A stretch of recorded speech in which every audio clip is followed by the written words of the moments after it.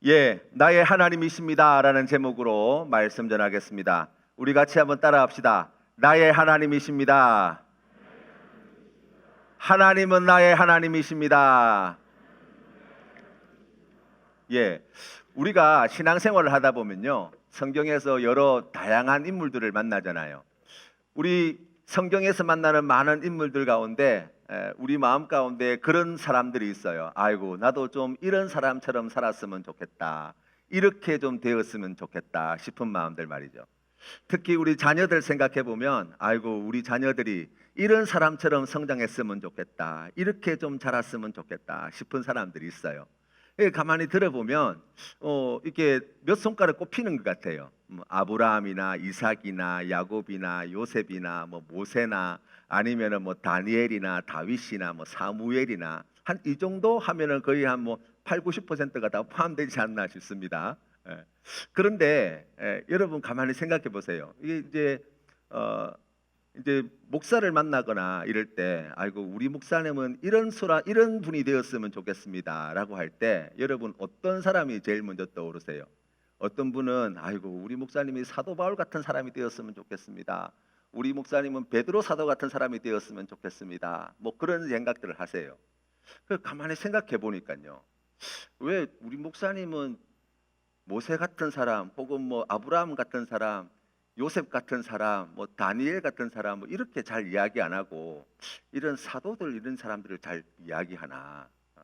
우리 자녀들을 생각할 때, 우리 자녀들이 스데반 집사님 같이, 우리 아들이 사도 바울과 같이, 우리 아들이 사도 베드로와 같은 그런 사람이 되었으면 좋겠습니다라고 말하는 사람들을 잘 만나지 못해요. 가만히 생각해 보면 조금 기분이 나쁘더라고요. 왜냐하면 사도 바울이나 사도 베드로나 스데반 집사님이나 이런 분들은 다 빨리 돌아가셨어요. 고생을 엄청 많이 하셨어요. 그랬대라는 건가? 그러니까 우리가 생각해 보면, 우리 자녀들이 혹은 우리의 신앙생활하면서 이런 사람을 좀 본받았으면 좋겠습니다라고 할 때, 여러분이 손꼽는 이러한 사람들을 가만히 한번 생각해 보세요. 주로 구약의 인물들, 높은 자리에서 존귀함을 받고, 또 그러면서도 큰 부자의, 그러면서도 아주 수완이 좋아서 아주 형통한 그러한 삶을 살았던 사람들, 그러면서 하나님께 인정받았던 사람들. 그렇죠? 우리가 그런 사람들을 보면, 아유, 나도 이렇게 되었으면 좋겠다, 나도 저렇게 되었으면 좋겠다, 우리 자녀들도 그렇게 살았으면 좋겠다, 그런 생각들을 많이 하게 됩니다. 우리가 오늘 읽은 성경 말씀에도 그런 장면들이 나와요. 그렇지 않습니까? 우리가 오늘 읽은 12절부터 15절까지 말씀의 내용을 가만히 살펴보면, 자녀들도 잘 되고 잘 자라고 농사가 풍년을 맞아 창고에 양식이 가득하고 양들은 번성하고 수소는 그 많은 짐들을 갖다가 막 실어 나르고 있고 모든 것에 부족함이 없고 너무나 평화롭고 갈등도 없고 슬픔도 없고 이런 것 말이죠. 그러니까 너무나 행복하고 너무나 완벽한 그러한 인생이다라고 이야기할 수 있을 거예요. 이제 하나님 앞에서 우리가 이런 삶을 살아갈 수만 있다면 얼마나 기쁠까? 우리가 오늘 이 말씀을 묵상하면서 우리가 그러한 생각들을 먼저 가져봅니다. 그런데 여러분, 우리가 자녀들이 잘 되고 또 농사가 풍년을 맞고 창고에 양식이 가득하고 번성하는 것 그 자체는 사실 복이라고 할 수 없어요. 그러니까 그것은 성경에서 우리에게 복이라고 말해주지 않습니다. 왜냐하면 사람들이 진정으로 원하는 것은 소유가 많아지고 그러한 것들이 아니거든요. 그것보다 더 높은 것, 그것보다 더 가치 있는 것, 그것보다 더 귀한 것을 사실 우리가 바라고 있어요. 그걸 어떻게 합니까? 여러분, 우리가 오늘 성경 말씀에 나와 있는 것 같은 조건을 가지고 있는 사람들 있어요. 그렇죠? 자녀들도 잘 되고 소유도 넉넉하고 건강하고 그냥 남들한테 아쉬운 소리 안 하고 그렇게 평화롭게 안전하게 그냥 그렇게 살아가시는 분들이 있다고요. 그런데 그런 조건들을 다 가지고 있음에도 불구하고 행복하게 살지 못하는 사람들이 의외로 많아요. 그렇잖아요. 이러한 조건들이 다 갖춰져 있으면 그러면 모든 것이 다 충족되고 그럴 것 같은데 실제로는 그렇지 않더라고요. 그걸 우리가 어디서 알 수 있냐면 우리 예수님께서 비유로 말씀하신 어리석은 부자의 이야기가 나와요. 그 어리석은 부자의 이야기에 가만히 보시면 누가복음 12장 19절 말씀에 이 부자가 모든 것을 다 갖추고 난 뒤에 이렇게 이야기합니다. 또 내가 내 영혼에게 이르되 영혼아 여러 해 쓸 물건을 많이 쌓아두었으니 평안히 쉬고 먹고 마시고 즐거워하자 하리라 하되 라고 나와 있어요. 그러니까 이 부자가 진짜로 원하는 것은 창고에 먹을 것을 가득 쌓아놓는 것, 또 가지고 있는 뭐 땅이 막 엄청나게 넓은 땅을 차지하는 것, 혹은 많은 재산을 갖다가 확보해 놓는 것, 그게 이 사람의 인생의 목표가 아니라고요. 그 12장 19절 말씀을 가만히 읽어보면 이 부자가 진짜로 원하는 것이 있어요. 그게 뭐냐면 평안이에요. 쉼이에요. 즐거움과 기쁨이에요. 그러니까 우리가 상상을 해본다면 이 사람은 젊은 시절에 정말 자신의 인생이 참 평화롭고 또 쉼이 있고 참 즐겁고 행복하게 살고 싶었어요. 그런데 사람들 살아가는 걸 보니까 어떻게 해야 내가 이것을 얻을 수 있을까? 어떻게 해야 내가 이것을 누릴 수 있을까? 가만히 생각하고 이렇게 주위를 가만히 둘러보니까 보니까 먹고 사는 문제는 해결돼야 될 거 아닌가? 먹을 것이 넉넉해야 되겠구나. 또 살아가다 보면 어려운 일 만나고 병원 갈 일도 생기고 뭐 여러 가지 많은 일들이 생길 텐데 그런 거 집착거리 하려면 그래도 뭔가 좀 가진 게 있어야 되지 않겠나? 많이 좀 가져야지. 그래야지 그런 것들을 차지할 수 있지. 그런 삶을 살 수 있겠지. 뭐 그런 생각하지 않았겠냐고요. 그리고 또 이게 뭐 내일을 알 수 없는 그러한 우리의 인생이라고 한다면 뭔가 좀 안전하고 뭔가 좀 보장될 만한 그러한 든든한 자산 같은 걸 갖다가 확보해 놓지 않으면 안 되겠다라는 생각을 하지 않았겠냐고요. 아마 이 부자는 이른 아침부터 남들보다 더 열심히 노력했을 거예요. 열심히 일하고 돈 한 푼도 그냥 허투루 쓰지 아니하고 아껴서 전략하여서 그것을 갖다가 원하는 것을 갖다가 사고 모으고 쌓아놓고 확보하고 더 넓은 것을 차지하기 위해서 애를 많이 썼을 거예요. 그리고 마침내 그렇게 된 거예요. 정말 자기가 목표한 대로 그 모든 것들을 다 이루었고 그 모든 것들을 다 모았고 그 모든 것들을 다 가지게 됐어요. 그래서 이제야 내 영혼에게 이제 말할 수 있는 것, 내가 이제 평안하게, 내가 이제 좀 쉬어가면서, 내가 이제 인생의 큰 즐거움을 누리면서 내가 이제 살 수 있겠구나 라고 지금 한숨을 쉬면서 이제 그동안 수고한 자신을 격려하면서 그렇게 이야기하고 있는 거예요. 그런데 이 부자가 이러한 이야기를 할 때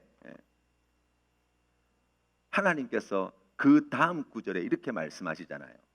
20절 말씀에 이렇게 나와 있습니다. 하나님은 이르시되 어리석은 자여 오늘 밤에 내 영혼을 도로 찾으리니 그러면 내 준비한 것이 누구의 것이 되겠느냐 하셨으니 아멘. 여러분 이 말씀을 가만히 들어보면 조금 하나님이 좀 인색하시지 않나는 생각이 듭니다. 그렇죠? 이 사람이 뭐 굳이 나쁜 짓을 했다고 성경에 나와 있잖아요. 생각해 보면 남들보다 더 부지런하게 뛰었어요. 정말 각고의 노력을 했어요. 남들 뭐 먹을 때 자기는 그거 아꼈고 남들 좋은 옷 사 입을 때 그것 아껴가지고 그래서 정말 알뜰살뜰 근검절약 성실하게 아침부터 저녁까지 수고해서 그래서 그걸 이루어 놓은 거라고요.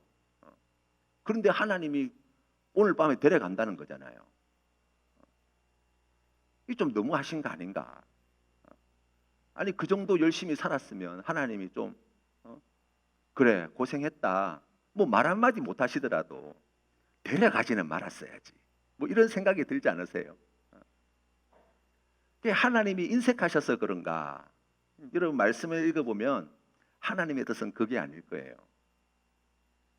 무슨 말이냐면 지금 이 부자는 자기가 인생을 살아가면서 자기에게 가장 행복을 가져다 줄 수 있는 평안과 쉼과 즐거움을 무엇에서 찾겠다는 거예요? 소유에 넉넉함에서 그것을 찾겠다는 거예요.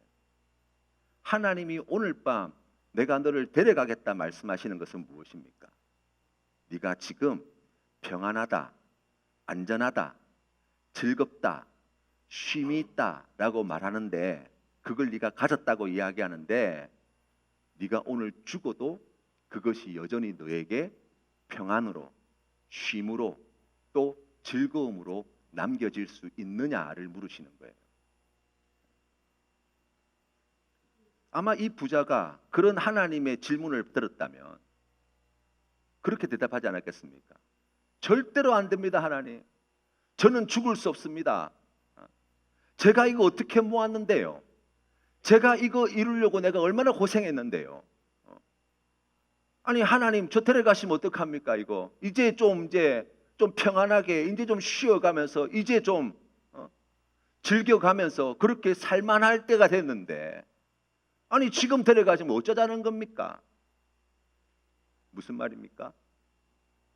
그가 그토록 바라고 원하고 그래서 마침내 얻어낸 그 모든 것들이 사실은 모래 위에 세운 집과 같이 죽음이라고 하는 이 문턱도 넘어서지 못할 만큼 매우 보잘것없는 것이었음을 오늘 성경 말씀은 이야기합니다.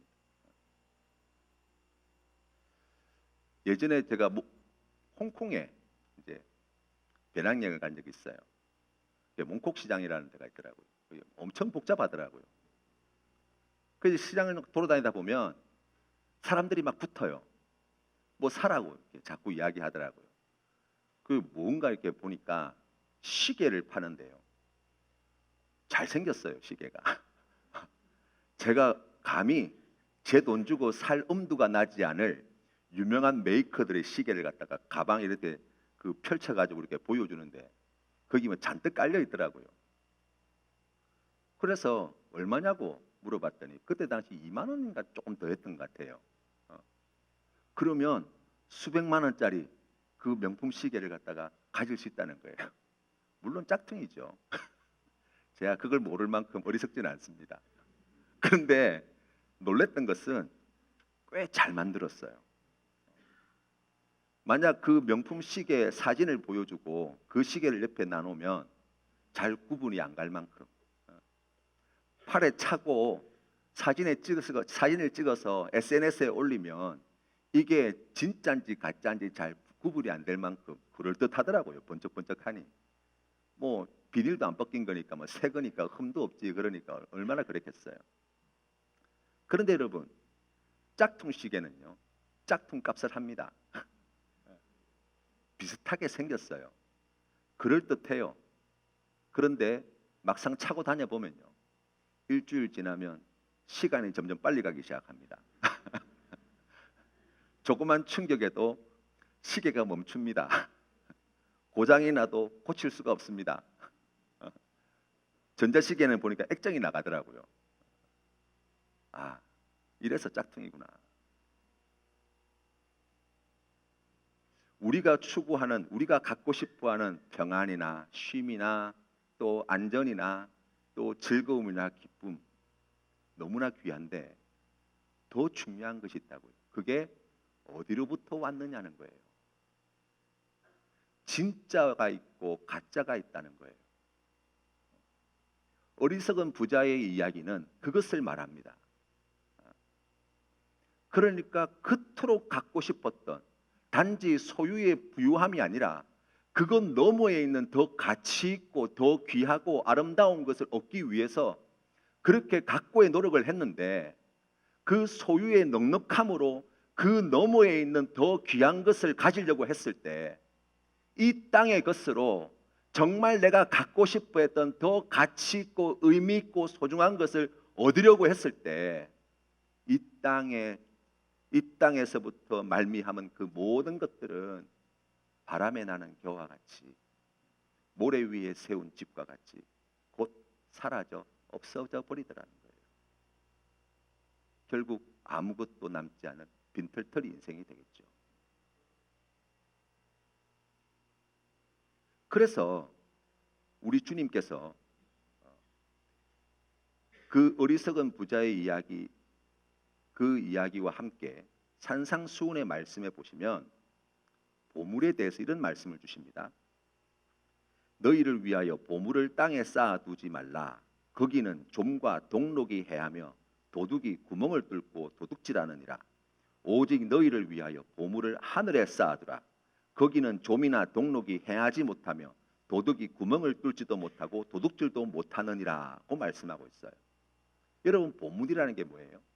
가장 귀한 것, 가장 가치 있는 것, 가장 아름다운 것, 가장 빛나는 것, 우리 인생에서 말입니다. 그런데 어떤 사람은 땅에다가 그 보물을 쌓아두기를 기뻐하는 사람이 있고, 어떤 사람은 하늘에 그 보물을 쌓아두기를 기뻐하는 사람이 있더라는 거예요. 누가 진짜 보물을 가진 사람입니까? 하늘에 쌓아둔 사람이죠. 그래서 우리 주님께서 이 보물에 대한 이야기를 하시면서 이어서 24절 말씀에 이렇게 말씀합니다. 한 사람이 두 주인을 섬기지 못할 것이니 혹 이를 미워하고 저를 사랑하거나 혹 이를 중히 여기고 저를 경히 여김이라. 너희가 하나님과 재물을 겸하여 섬기지 못하느니라 말씀하셨어요. 무슨 말씀이냐면 보물을 어떻게 하늘에 쌓아둘 수 있습니까? 라고 하는 질문에 대한 답으로 우리 주님께서 말씀해 주신 것은 무엇이냐면 하나님이 너의 인생의 주인이 될 때 너는 하늘에 보물을 쌓아두는 인생을 살게 될 것이다 말씀하시는 거예요. 우리가 오늘 읽은 성경 말씀 시편 144편 15절 말씀에도 동일한 말씀이 나옵니다. 여러분 성경 말씀을 같이 한번 찾아보겠습니다. 144편 15절 말씀 같이 한번 읽겠습니다. 시작. 이러한 백성은 복이 있나니 여호와를 자기 하나님으로 삼는 백성은 복이 있도다. 아멘. 여호와를 자기 하나님으로 삼는다는 말이 무슨 뜻입니까? 하나님을 나의 주인으로 모시며 산다는 뜻이에요. 우리가 하나님의 종이 되면 하나님은 기꺼이 우리의 소유가 되어 주십니다. 우리가 하나님의 명령에 순종하면, 우리가 그 주인의 보호 아래 들어가게 되어지면 하나님은 기꺼이 우리의 하나님이 되어 주시겠다고 약속하십니다. 주인에게 내 삶을 맡겨 드리면 주인이신 하나님께서 우리의 인생을 책임져 주시겠다고 약속해 주시는 거예요. 내가 내 삶의 주인이 된다면 우리는 결코 하나님을 소유한 사람이 될 수 없고 결코 하나님은 나의 하나님이 되실 수 없다라고 성경은 말합니다.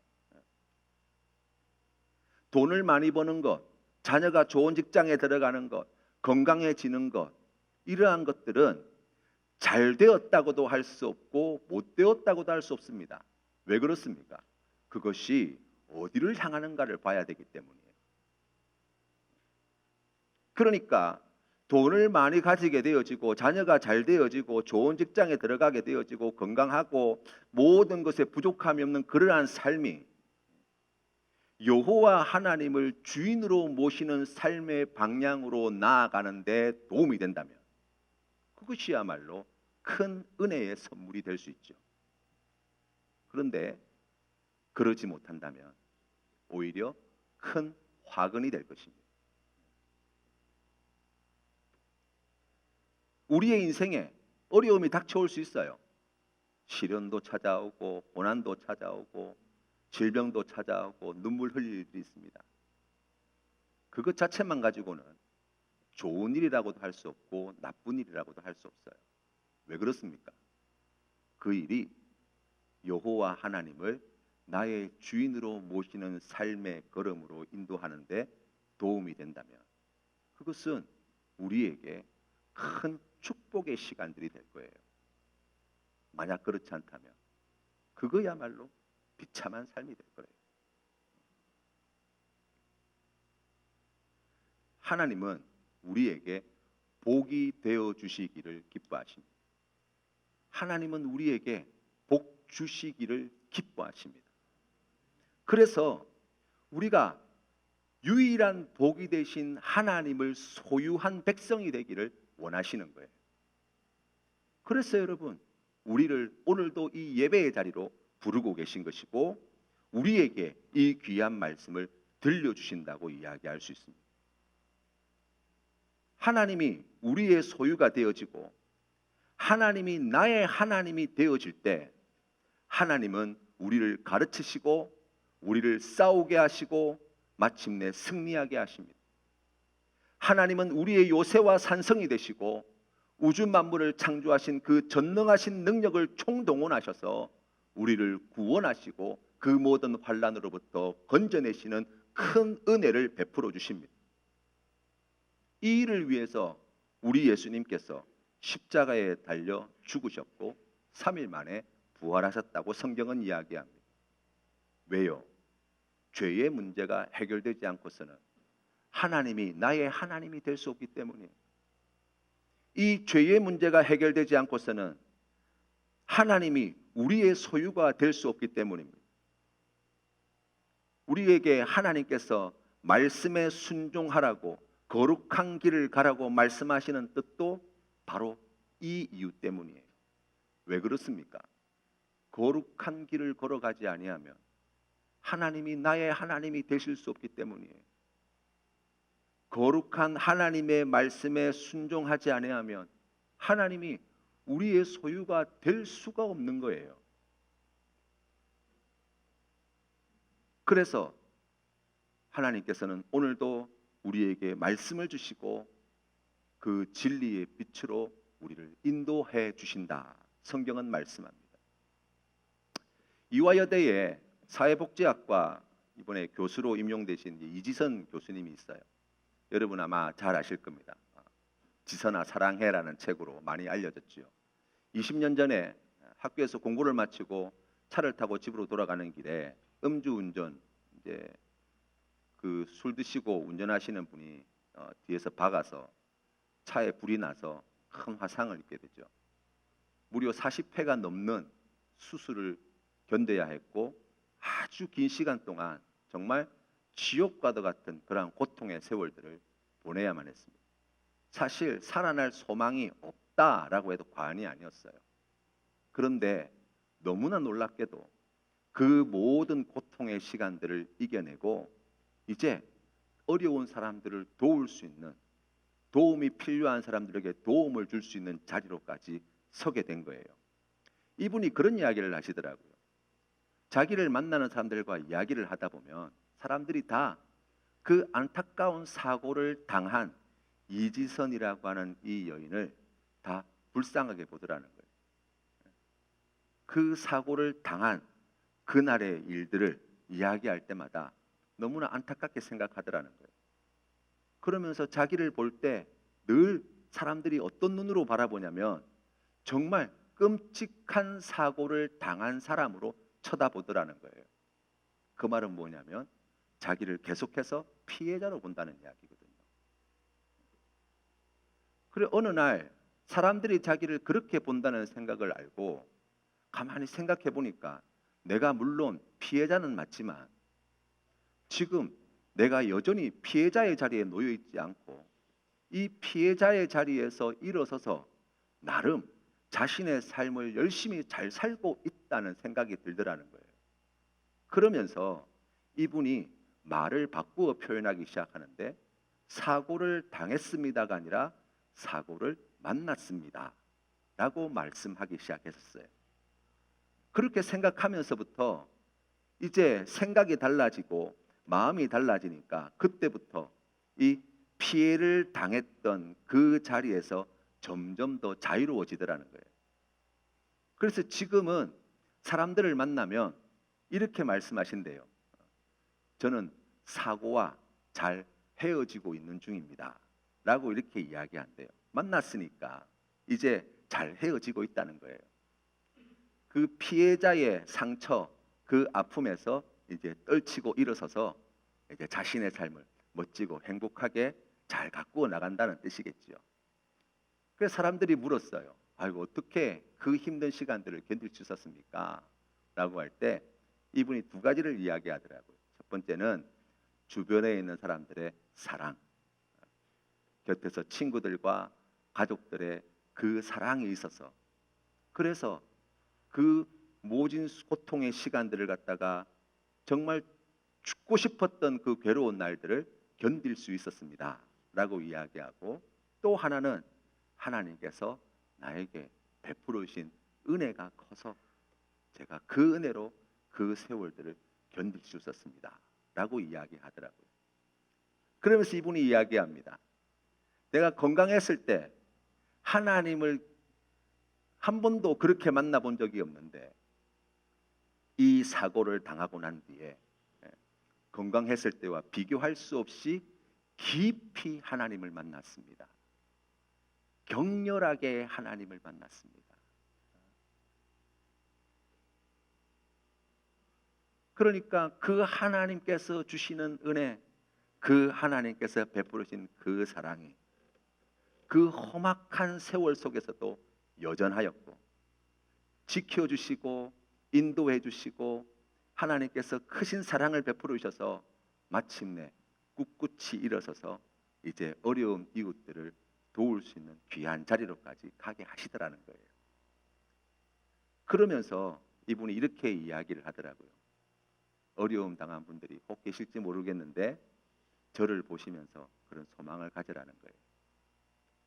우리의 인생에 아픈 일들, 상처받은 일들, 어려운 일들이 있기 마련이지만 그렇게 망하도록 하나님께서 우리를 내버려 두지 않습니다. 우리 하나님은 우리에게 미래를 주시는 분이시고 우리에게 희망을 주시는 분이십니다.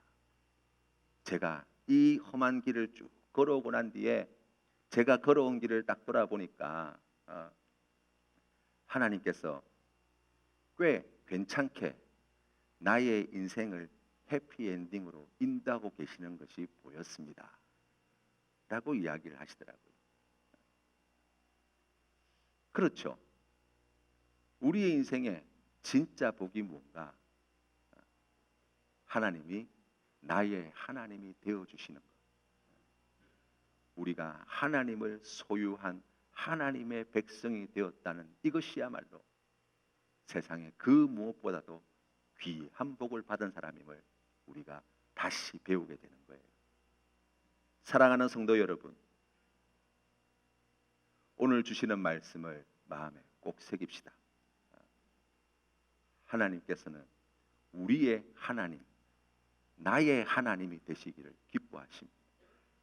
우리 하나님께서 사랑하는 성도님들에게 아직도 주어야 할 복과 은혜가 넘치도록 쌓여 있으신 분이십니다.